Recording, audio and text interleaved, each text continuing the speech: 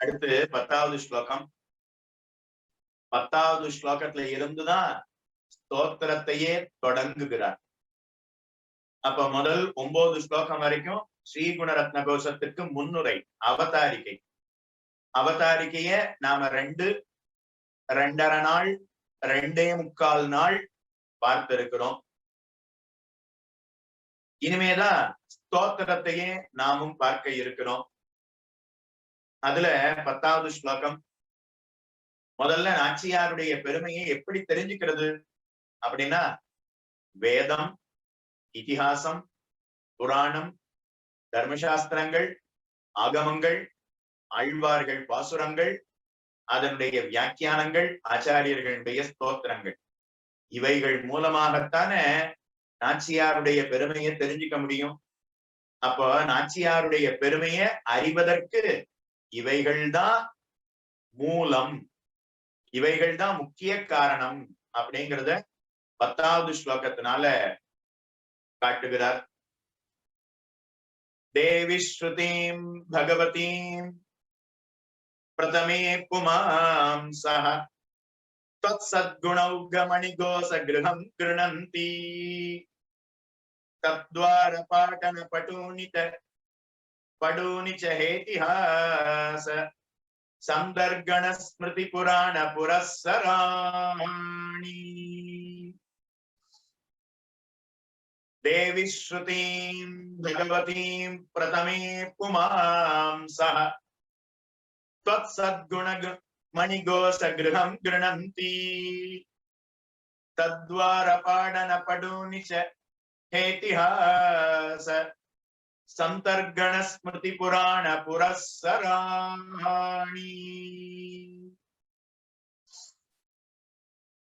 பிரமாணத்தின் மூலமே பிரமேயம் அப்படிங்கிறது சித்திக்கும் அப்படிங்கிறத இந்த ஸ்லோகத்தினால வெளியிடுகிறார் பராசர பட்டர். பிரமாணம், பிரமேயம், பிரமாதா அப்படின்னு மூன்று இருக்கிறது. பிரமாதா அப்படின்னா யார் இயற்றுகிறார்களோ அவர்களுக்கு பிரமாதா அப்படின்னு பேர். இப்ப ஸ்ரீகுண ரத்னகோஷத்தை இயற்றியது யாரு? பராசர பட்டர். அதனால பிரமாதா யாரு? பட்டர். ஸ்ரீராமாயணத்தை இயற்றினது யாரு? வால்மீகி. அப்ப வால்மீகி பிரமாதா. திருவாய்மொழியை இயற்றியது யாரு? நம்மாழ்வார். அப்ப நம்மாழ்வார் பிரமாதா. பெருமாள் திருமொழியை இயற்றியது யாரு? குலசேகர ஆழ்வார், குலசேகர பெருமாள். அப்ப அவர்தான் பிரமாதா. அப்ப பிரமாதான்னா யார் இயற்றி இருக்கிறார்களோ, யார் பாசுரத்தை அருளி இருக்கிறார்களோ, யார் ஸ்தோத்திரத்தை பாடி இருக்கிறார்களோ அவர்களுக்கு பிரமாதா அப்படின்னு பேர். யார் மூலமாக நாம தெரிந்து கொள்கிறோமோ அவர்களுக்கு பிரமாதா அப்படின்னு பேர். அடுத்து அவர்கள் எதை இயற்றி இருக்கிறார்கள், எதன் மூலமாக நாம தெரிந்து கொள்கிறோம், அதற்கு பிரமாணம் அப்படின்னு பேர். வால்மீகி எதை இயற்றினார்? ஸ்ரீராமாயணம். அப்ப ஸ்ரீராமாயணம்ங்கிறது பிரமாணம். நம்மாழ்வார் எதை இயற்றினார்? திருவாய்மொழி. அந்த திருவாய்மொழிங்கிறது பிரமாணம். குலசேகர ஆழ்வார் எதை இயற்றினார்? பெருமாள் திருமொழி. 105 பாசுரங்களோட கூடியிருக்கக்கூடிய பெருமாள் திருமொழி. அதற்கு பிரமாணம் அப்படின்னு பேர். பிரமாகரணம் பிரமாணம். ஞானத்தை கொடுப்பதற்கு எது சாதனமாக இருக்கிறதோ அதற்கு பிரமாணம் அப்படின்னு பேர். ஸ்ரீகுணரத்ன கோஷம் அப்படிங்கிறது பிரமாணம். புரியுறது இல்லையா? பிரமாதா யாரு? பிரமாணம் எது?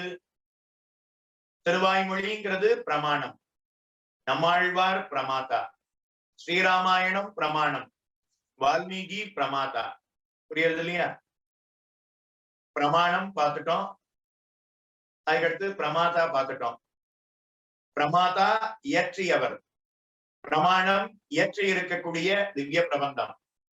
அடுத்து பிரமேயம் அப்படின்னா அந்த பிரமாணத்தினால சொல்லக்கூடியது எதுவோ அதற்கு பிரமேயம்.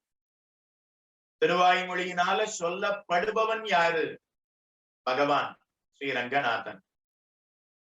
ராமாயணத்தினால சொல்லப்படுபவன் யாரு? சக்கரவர்த்தி திருமகன் ராமன். ஸ்ரீகுணரத்ன கோஷத்தினால சொல்லப்படுவது எது? ஸ்ரீரங்க நாச்சியாருடைய வைபவம். குலசேகர ஆழ்வார் அருளி இருக்கக்கூடிய பெருமாள் திருமணியினால் சொல்லப்படுவது எது? ராமனுடைய வைபவம். திருக்கணவரம் சௌரி பெருமாளுடைய வைபவம். திருச்சித்திரக்கூடம் எம்பெருமானுடைய கோவிந்தராஜ பெருமாளுடைய வைபவம். அப்ப இது எல்லாம் பிரமேயம் அப்படின்னு பேர். பிரமாணத்தினாலதான் பிரமேயம் அப்படிங்கிறது சித்திக்கும். ஸ்ரீராமாயணத்தை தெரிஞ்சுட்டாதான் ராமனுடைய பெருமையை தெரிஞ்சுக்க முடியும். திருமொழிய தெரிந்து கொண்டாதான் அச்சாவதார திவ்யதேசங்களை நாமும் அறிந்து கொள்ள முடியும். ஸ்ரீகுண ரத்னகோஷம் ஆகிற பிரமாணத்தை அறிந்து கொண்டால்தான் நாச்சியார் ஸ்ரீ ரங்கநாச்சியாருடைய வைபவத்தை தெரிந்து கொள்ள முடியும். அதே போல இங்க மகாலட்சுமியினுடைய வைபவத்தை நாச்சியாருடைய வைபவத்தை எப்படி தெரிஞ்சுக்கிறது அப்படின்னா, அதுக்கு பிரமாணங்களாக இருப்பது எது அப்படின்னா,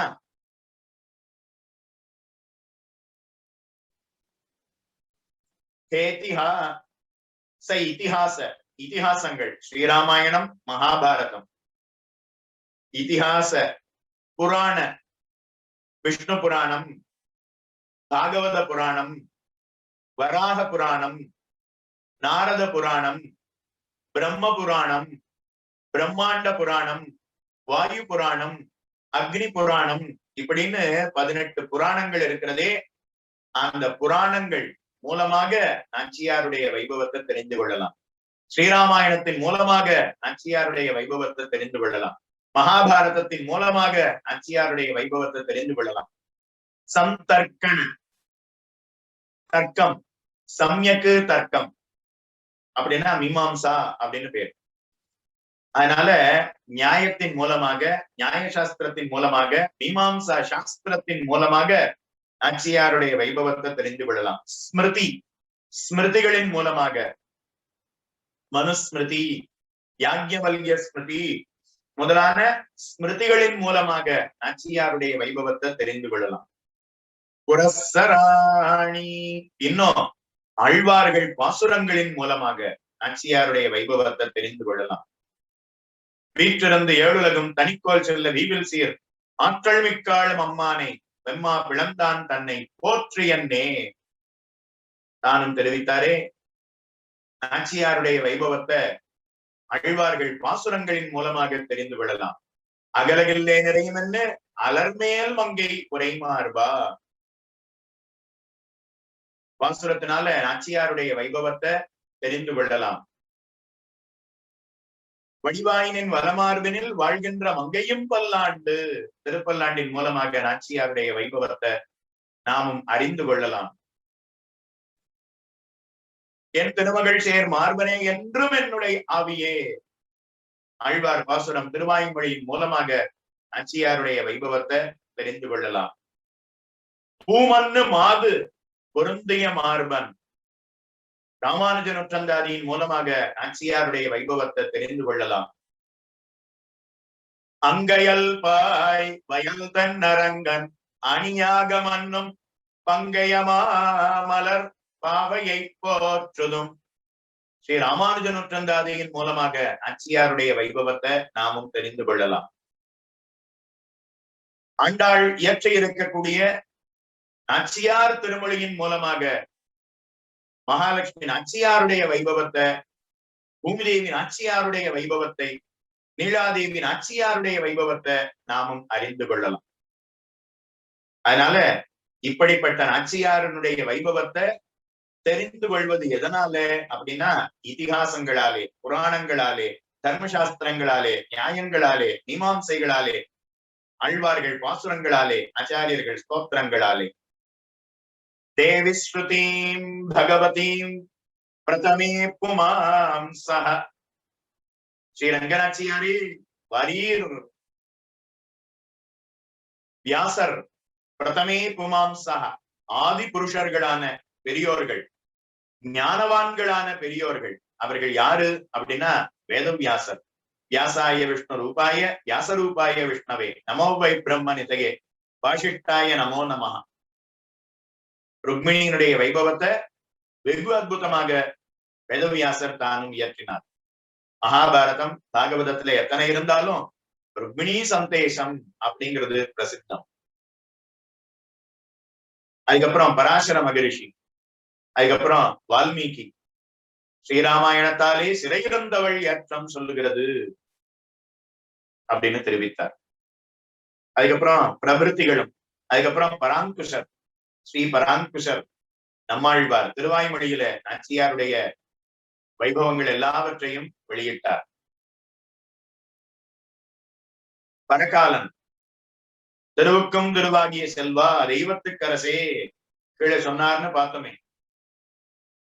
பரகால எதிவராதிகள் அளவந்தார், பகவத் ராமானுஜர், அகில புவன ஜன்மஸ்தேம பங்காதி லீலே विनित विविध भूत व्रात रक्षैक दीक्षे श्रुति शिरसि विदीप्ते ब्रह्मणि श्रीनिवासे श्रीनिवासे नारायणे அப்படின்னு சொல்லாம கோவிந்தே அப்படின்னு சொல்லாம ஸ்ரீனிவாசே ஸ்ரீஹி அஸ்மின் நிவசதீதி ஸ்ரீனிவாசா மகாலட்சுமி எங்கு வாசம் பண்ணுகிறாளோ அந்த இடத்திற்கு ஸ்ரீனிவாசம் அப்படின்னு பேர். அதனால பகவானுக்கு ஸ்ரீனிவாசா அப்படின்னு திருநாமம். அதனால யதிவராதிகள் யமுனாச்சாரியர் அதுக்கப்புறம் ராமானுஜர் அதுக்கப்புறம் கூடத்தாழ்வான் அதுக்கப்புறம் இன்னும் பல ஆச்சாரியர்கள் இவர்கள் அத்தனை பேரும் ஸ்ரத்தையா தேவஹா தேவத்வம் அஸ்னுதே அப்படின்னு வேதம் தெரிவித்திருக்கிற அர்த்தங்களை நன்றாக அறிந்து வைத்திருக்கிறார்கள். வேதத்துல நாச்சியாருடைய வைபவத்தை ஸ்ரீசுக்தம் அப்படிங்கிறது காட்டுகிறது, பூசுக்தம் அப்படிங்கிறது காட்டுகிறது, நீலா சுக்தம் அப்படிங்கிறது காட்டுகிறது, ஸ்ரத்தா சுக்தம் அப்படிங்கிறது காட்டுகிறது, மேதா சுக்தம் அப்படிங்கிறது காட்டுகிறது, பவமான சுக்தம் அப்படிங்கிறது காட்டுகிறது, மேதினி சுக்தம் அப்படிங்கிறது காட்டுகிறது. நாச்சியாருடைய வைபவங்கள் எல்லாவற்றையும் வேதம்ங்கிறது காட்டுகிறது. திருவில்லா தேவரை தேரன்மின் தேவு அப்படின்னு திருமழிசை ஆழ்வார் தானும் அருளி இருக்கிறார். நாச்சியாருடைய வைபவத்தை நாச்சியாருடைய வைபவத்தை வேதம் காட்டுகிறதா? வேதத்துல பகவானுடைய பெருமைதானே இருக்கிறது நிறைய. ஏதோ ஓரிடத்துல தானே ஸ்ரீசுக்தம் பூசுக்தம் அப்படிங்கிறது இருக்கு அப்படின்னா இல்ல, நாச்சியாருடைய வைபவம் தான் வேதத்தினால சொல்லப்படுகிறது. எப்படி திருவாய்மொழியினால யாருடைய வைபவம் சொல்லப்படுகிறது? திருவாய்மொழியினால யாருடைய வைபவம் சொல்லப்படுகிறது? பராசர பட்டர் திருவாய்மொழிக்கு தனியன் இயற்றுகிறார். அந்த தனியன்ல காட்டுகிறார், ஆன்ற தமிழ்மறைகள் 1000ம் ஈன்ற முதல் தாய் சடகோபன் மைம்பாள் வளர்த்த இதத்தாய் ராமானுஷன் சொல்லும்போது திருவரங்கத்திற்காகவே நம்மாழ்வார் திருவாய்மொழி 1000 பாசுரங்களையும் இயற்றினார் அப்படின்னு காட்டினார். பக்தாமிருதம் விஸ்வ ஜனானுமோதனம் சர்வார்த்ததம் ஸ்ரீ ஷடகோபவாக்மயம் சஹஸ்ர சாகோ உபனிஷத் சமாகமம் நமாம்யகம் திராவிட வேதசாகரம் திருவழுதி நாடென்னும் தென்குருகூரென்னும் அருவிய வன்பொருணல் என்றும் அருமறைகள் அந்தாதி செய்தான் அடியினையே எப்பொழுதும் சிந்தையாய் நெஞ்சே தெளிந்து மனத்தாலும் வாயாலும் வன்குருகூர் பேரும் எனத்தாரை அல்லாதிரஞ்சேன் தனத்தாலும் ஏதும் குறைவினேன் என்று சடகோபன் தானும் சொல்லிட்டே வரார் இல்லையா? அப்படி சொல்லிட்டே வரும்போது திருவாய்மொழி 1000ம் ரங்கநாதனுக்காகவே அப்படின்னு தெரிவிக்கிறார். திருவாய்மொழி 1000ம் ரங்கநாதனுக்காகவே அப்படின்னு தெரிவிக்கிறார்.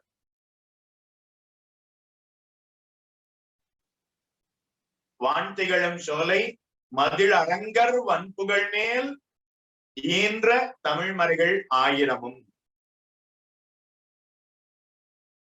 வான்திகழும் சோலை மதிலரங்கர் வன்புகழ் மேல், மதில்களால சூழப்பட்டிருக்கக்கூடிய வானளவும் இருக்கக்கூடிய மதில்களால சூழப்பட்டிருக்கக்கூடிய திருவரங்கநாதனை குறித்தே நம்மாழ்வார் 1000 பாசுரங்களையும் திருவாய்மொழி மொத்தத்தையும் பாடினார்னு பராசர பட்டர் தெரிவிக்கிறார். இத எந்த இடத்துல வியாக்கியானத்துல நம்பிள்ளை காட்டுகிறார் அப்படின்னா 10ஆம் 10 முதல் பதிகம். திருமோகூர் காளமேக பெருமாளுக்காக 10 பாசுரங்களை அருளி செய்தார். அதுல திருமோகூருக்கு ஈர்த்த 10 அப்படின்னு காட்டினார். அந்த இடத்துல திருமோகூருக்கு இந்த 10 பாசுரங்கள் அப்படிங்கிற இடத்துல வியாக்கியானத்துல திருவாய்மொழி 1000த்தையும் ரங்கநாதனுக்கு சமர்ப்பித்தார்.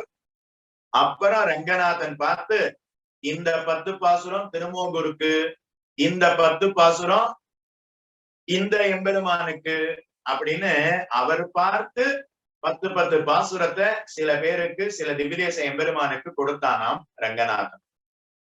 அப்ப திருவாய்மொழி 1000மும் ரங்கநாதனுக்காகத்தான் பாடினார் நம்மாழ்வார். ஆனா திருவாய்மொழியில கங்குலும் பகலும்ங்கிற பதிகம் மட்டும்தானே ரங்கநாதனை சொல்லுகிறது. அதனால 10 பாசுரம் தான் ரங்கநாதனுக்குன்னு சொல்ல முடியுமான்னா முடியாது. 1000 பாசுரத்தையும் ரங்கநாதனுக்கு நம்மாழ்வார் பாடினார்.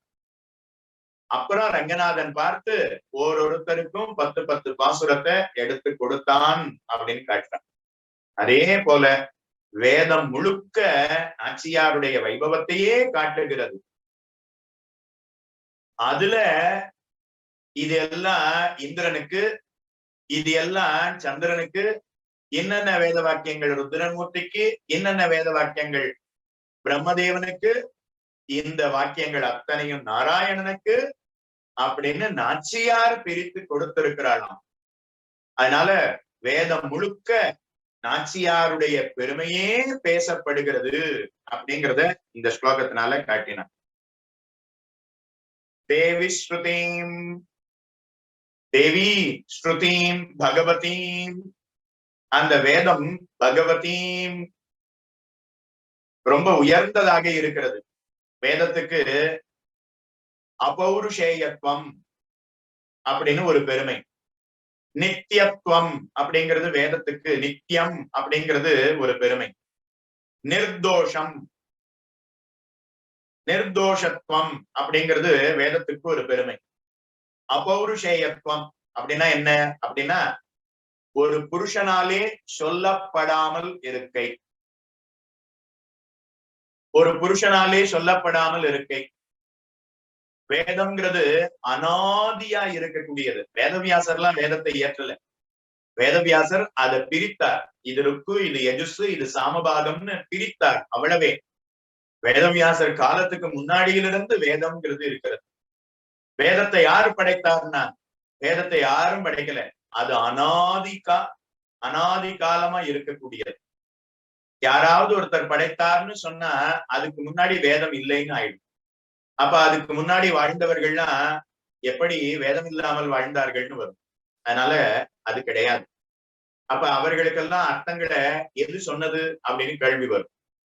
அதனால வேதம்ங்கிறது அனாதியா இருக்கக்கூடியது. ஒரு புருஷனால சொல்லப்படாதது. ஒரு புருஷன் சொல்லியிருந்தா அப்படின்னா அவனுக்கு மறதி அப்படிங்கிறது இருக்கும். அப்ப அவர் சில விஷயங்களை மறந்துட்டாருன்னா போச்சு, அவ்வளவுதான். ஆனா வேதத்துக்கு அந்த தோஷம்ங்கிறது கிடையாது. சந்தேகம், இதுவா அதுவா, கரண்ட் போயிடுச்சுன்னா முன்னாடி யாரோ இருக்கிற மாதிரி இருக்கு, அது மரமா தூணா சந்தேகம் வந்துடும். தொட்டு பார்க்கணும், தடவி பார்க்கணும். ஓ இது மரம், இது பனைமரம், இது வேப்ப மரம், இது மனுஷா நிக்கிறா அப்படின்னா சந்தேகம் அப்படிங்கிறது உண்டாகி விடக்கூடாது. மனுஷனால இயற்றப்பட்டதை ஆனால் சந்தேகம்ங்கிறது உண்டாகி இருக்கும். ஞான சங்கோச்சம் இந்த லோகத்துல இருக்கிறது வரைக்கும் ஞானம்ங்கிறது விகசிதமாக இருக்காது. பரிபூர்ண ஞானம் அப்படிங்கிறது கிடையாது. மேல் வைகுண்டத்துக்கு சென்றாதான் ஞானம்ங்கிறது பரிபூர்ணமாக இருக்கும். அபகத பாப்மா விஜரஹா விமிருத்யுஹோ விஷோகா விஜிகித்சா அபிபாசா சத்தியகாமஹா சத்திய சங்கல்பா அப்படிங்கிற 8 விதமான கல்யாண குணங்கள் அந்த லோகத்திற்கு சென்ற பிற்பாடுதான் உண்டாகும். ஞான சங்கோச்சம் அப்படிங்கிறது தான் இந்த லோகம். ஞான விகாசம்ங்கிறது அந்த லோகத்துலதான். இது எல்லாம் ஒரு புருஷனுக்கு இருக்கக்கூடிய தோஷங்கள்.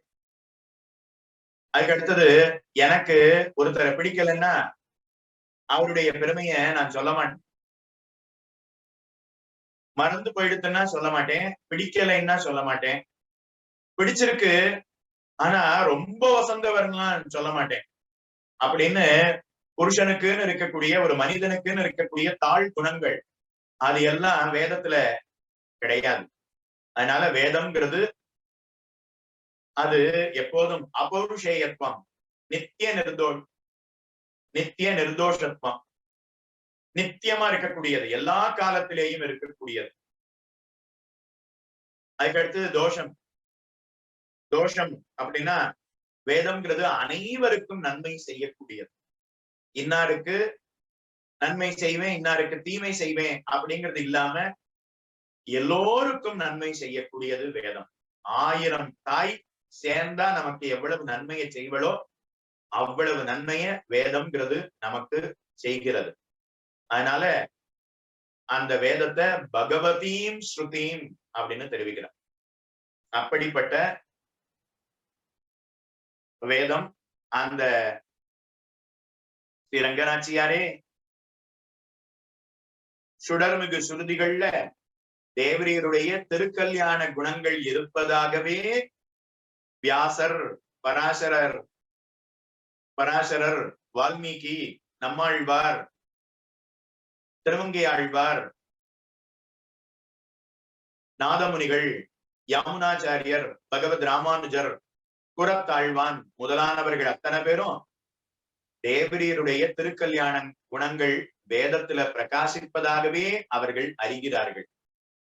அப்படிப்பட்ட வேதத்தை தெரிஞ்சுக்கணும்னா அதற்கு சாவியா, அதற்கு ஒரு துவாரம், அந்த துவாரத்துல விட்டு திறவுகோலா இருப்பது எது அப்படின்னா இதிகாசம், புராணம், தர்மசாஸ்திரம், நியாயசாஸ்திரம், மீமாம்சா சாஸ்திரம், இது அத்தனையும் ஆழ்வார்கள் பாசுரங்கள், ஆச்சாரியர்கள் ஸ்தோத்திரங்கள், இவைகளை திறவுகோலா வச்சு பார்த்தா அப்போ வேதத்துல நாச்சியாருடைய பெருமையே சொல்லப்பட்டிருப்பது புரியும். அப்படி அறிந்தவர்கள்லாம் சொல்லி இருக்கிறார்கள். யாரு அப்படின்னா வேதத்தை நன்றாக அறிந்தவரான வேதவியாசர், பராசரர், வால்மீகி, அதுக்கப்புறம் நம்மாழ்வார், திருமங்கை ஆழ்வார், பெரியாழ்வார் முதலானவர்கள், ஆச்சாரியர்களான நாதமுனிகள், யாமுனமுனிகள், ராமானுஜர், புறத்தாழ்வான் முதலானவர்கள் இப்படி சொல்லி இருக்கிறார்கள். அந்த நாச்சியாருடைய வைபவத்தை நாம தெரிஞ்சுக்கிறோம்னா முதல்ல இதிகாசங்களையும், புராணங்களையும், நியாயத்தையும், மீமாம்சையும், தர்க்கத்தையும், ஸ்மிருதிகளையும், ஆழ்வார்கள் பாசுரங்களையும், ஆச்சாரியர்கள் ஸ்தோத்திரங்களையும், வியாக்கியானங்களையும் அறிந்தால் அப்ப நாச்சியாருடைய பெருமை இருப்பதை நாமும் அறிந்து கொள்ளலாம் அப்படின்னு முதல் ஸ்லோகத்தினால காட்டி பிரமேயமாகிற ஸ்ரீ ரங்கநாச்சியாருடைய பெருமைய பிரமாணத்தின் மூலமாகவே அறிய முடியும் அப்படிங்கிறத 10வது ஸ்லோகத்தினால காட்டினார். மானாதீனா மேய சித்திகி அப்படிங்கிற அர்த்தத்தை 10வது ஸ்லோகத்தினால காட்டினார். மேல இருக்கக்கூடிய ஸ்லோகத்தினுடைய அர்த்தம் என்ன அப்படிங்கிறத நாளைய தினம் தொடக்கமாக நாமும் அனுபவிக்கலாம்.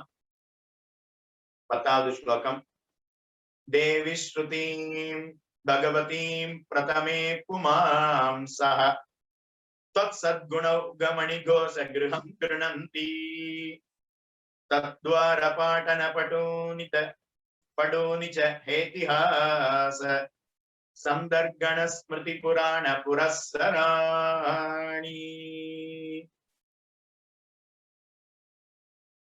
நேத்து சொன்னத நாம பாராயணம் பண்ணல, இன்னைக்கு சொன்னதையும் நாம பாராயணம் பண்ணல.